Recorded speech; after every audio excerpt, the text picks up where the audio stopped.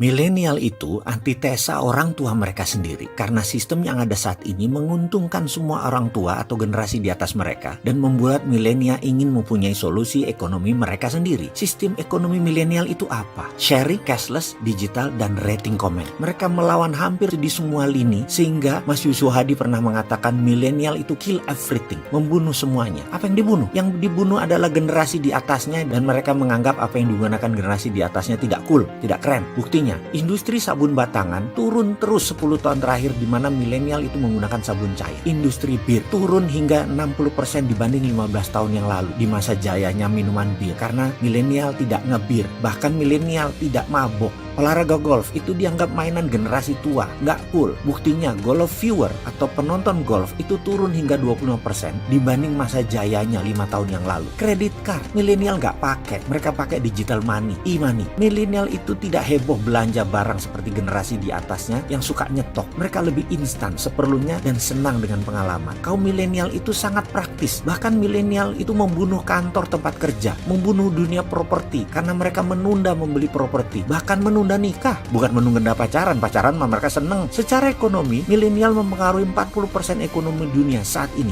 dan 5 tahun ke depan mereka akan melewati 70% perekonomian dunia dipegang mereka. Sementara pemerintah dalam rancangan APBN kemarin gak baca sama sekali milenial mau kemana. Kita bicarakan sekarang milenial dari sisi yang lain. Sekarang kembali ke ekonomi negara di era milenial. Bener deh, milenial sejatinya anti hutang dan mereka kuat sekali berbagi. Itulah dasar dari MMT, Modern Monetary Theory. Jadi nanti kalau ada menteri milenial tetapi konsepnya masih Keynesian, masih ngutang, kabinetnya ya belum kabinet milenial, muda doang usianya tapi ilmunya zaman old, nggak pakai ilmu zaman now. Ilmu zaman now itu adalah MMT, Modern Monetary Theory. Basisnya adalah SWF, Sovereign Wealth Fund, Consolidate Bottom of Pyramid, create 12 level ekonomi. Kredonya adalah create.